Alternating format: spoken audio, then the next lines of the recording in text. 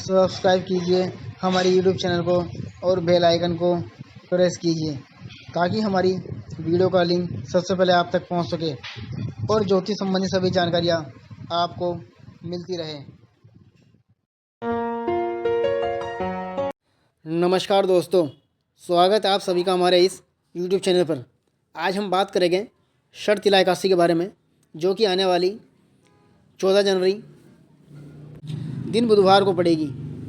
एकादशी तिथि का प्रारंभ जो है वो 13 तारीख को दोपहर को 3:18 पर होगा और इस एकादशी की समाप्ति 14 तारीख को शाम को 5:53 पर होगी। तो एकादशी का व्रत 14 तारीख को ही किया जाएगा और इसका पारण जो है अगले दिन यानी कि 15 जनवरी को सुबह 7:25 से लेकर 9:21 के बीच में ही किया जाएगा। और ये जो है माघ कृष्ण पक्ष की एकादशी है। इसे षठ तिला एकादशी के नाम से जाना जाता है।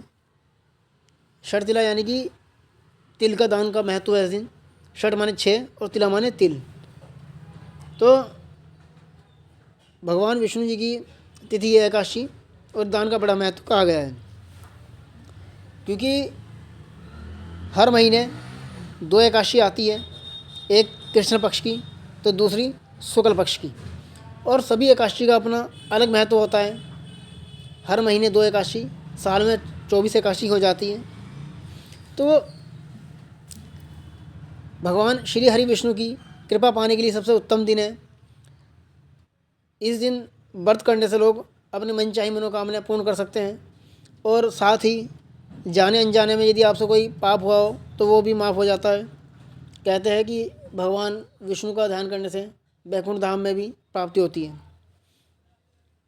इस दिन जो है व्यक्ति को सुबह स्नान करने के बाद गंगा जल छिड़कना चाहिए पूरे घर में और पीली चौकी पर पीला वस्त्र बिछाकर भगवान लक्ष्मी नारायण जी की तस्वीर लगाएं, माँ लक्ष्मी के साथ साथ विष्णु जी के साथ, और भगवान को पीले फूल पीले फल अर्पित करें।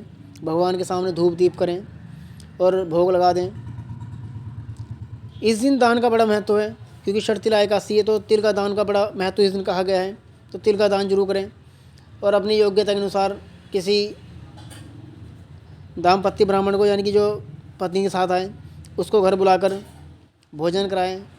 अन्न वस्त्र दान जो भी आपके बनता है वो उसको दे दें। साथ ही किसी गरीब व्यक्ति का भोजन खिलाना या दान करना बहुत शुभ कहा गया है। इसका कई गुना पुण्य व्यक्ति को मिलता है। इसके अलावा आप किसी जानवर पशु पक्षी आदि को ना तंग करें, ना सताएं, क्योंकि व्रत करते समय आपको ये याद रखें कि व्रत पूरी शुद्ध मन से किया जाता है, शुद्ध विचारों के साथ किया जाता है। यदि आप कोई व्रत कर रहे हो तो उसमें आपके विचार और मन बिल्कुल शुद्ध हो, तभी वो व्रत पूरा फलित होता है। और अगले दिन जब पारण का समय दिया है, इसी समय आपको अपना व्रत खोलना है, नहीं तो फिर व्रत खंडित हो जाता है। ना तो टाइम से पहले ना बाद में, यानी कि इसी बीच में आपको ब्राह्मण को भोजन करा के दान दक्षिणा करके अपना व्रत को खोल लेना है। और इस दिन शुद्धता का ध्यान रखें, कोई तामसिक भोजन ना ग्रहण करें, लहसुन प्याज का खाना ना खाएं, केवल फल का प्रयोग करें, फलाहारी भोजन फलाहारी करें। सिर्फ व्रत जब आप करते हो तभी आपके पूरे शुद्धि से व्रत पूरा होता है। किसी के साथ झूठ कपट ना करें, गाली गलौज से दूर रहें, क्योंकि जब आप व्रत करते हो पूरी शुद्धि के साथ अगर व्रत करेंगे तो उसका पूरा महत्व होगा और वो आपका पूरा फल व्रत का जरूर मिलेगा।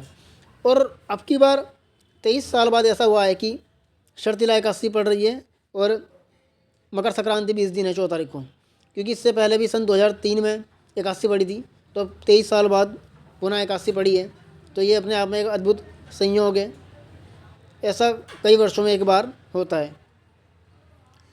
तो ये था षठ तिला एकादशी के बारे में जो आज आपने जाना। हमारी और वीडियो आगे भी आप लोगों के लिए ऐसी आती रहेगी। आप हमारी वीडियो को लाइक करें, चैनल को सब्सक्राइब करें और इसको शेयर भी कर दें, ताकि और लोग भी इससे जुड़ी हुई जानकारी ले लें। यदि कोई बात आप हमसे पूछना चाहते हैं तो हमारे दिए हुए मोबाइल नंबर पर आप संपर्क कर सकते हैं। सभी जानकारी आपको विस्तार दी जाएगी। धन्यवाद।